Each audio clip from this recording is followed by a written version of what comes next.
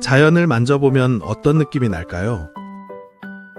눈으로는 다 초록인데 손끝은 전혀 다른 말을 합니다. 잎사귀를 스치면 미끄럽고 나무 껍질을 잡으면 거칠고 돌멩이를 쥐면 차갑지요. 같은 공원인데도 손끝이 먼저 여긴 다르다고 알려줍니다. 피부에 닿아서 느끼는 감각을 촉각이라고 합니다.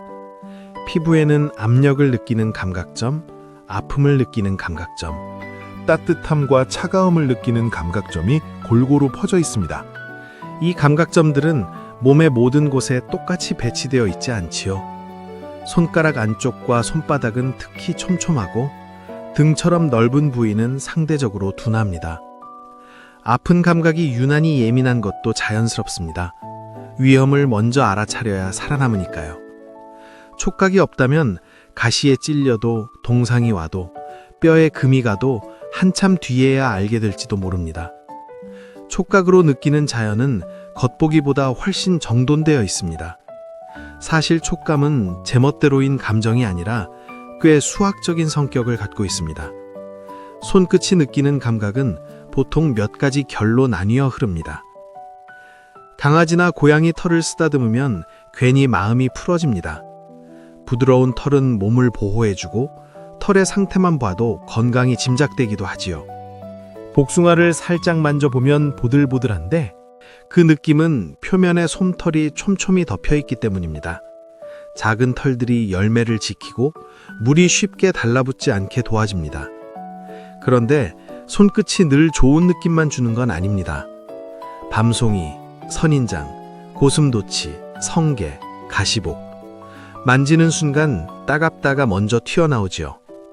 뾰족한 가시는 경고이자 방패입니다. 소나무 잎도 비슷하게 뾰족합니다. 잎이 가늘고 뾰족하면 물을 덜 빼앗기니까요. 같은 뾰족함이어도 살아남기 위한 이유가 서로 다르다는 게 재미있습니다. 반들반들한 느낌도 있습니다. 무당벌레나 장수풍뎅이의 등껍질은 단단한 외골격입니다. 몸의 형태를 잡아주고 물이 스며드는 것도 막아줍니다. 사과 껍질이 윤이 나는 것도, 고무나무 잎이 반짝이는 것도 표면을 덮는 층 덕분입니다. 겉이 반들반들하면 햇볕과 건조함에서 버티는 힘이 생깁니다. 미끌미끌한 촉감은 또 다른 세계입니다. 개구리, 달팽이, 미꾸라지, 뱀장어의 피부는 점액질로 촉촉하지요. 점액은 움직일 때 마찰을 줄여주고 피부가 마르는 것도 막아줍니다. 세균이나 외부 충격으로부터 보호하는 역할도 하고요. 개구리나 도롱뇽 같은 양서류가 촉촉한 피부로 호흡하는 것도 이런 성질과 맞닿아 있습니다. 바닷가의 미역이나 다시마를 만져도 미끈거립니다. 그 미끈함은 알긴산 같은 성분과 관련이 있고 이런 성분들은 식품뿐만 아니라 의약, 화장품에도 활용됩니다. 미끈함과 달리 사람들이 유난히 싫어하는 촉감이 있지요. 끈적임입니다. 거미는 먹이를 잡기 위해 끈적한 실로 거미줄을 치고 끈끈이 주걱은 잎 가장자리에 가는 선목 끝에 끈적한 액체가 이슬처럼 맺혀 곤충을 붙잡습니다. 촉감 하나가 생존의 방식이 됩니다. 말랑말랑한 촉감도 빼놓을 수 없습니다.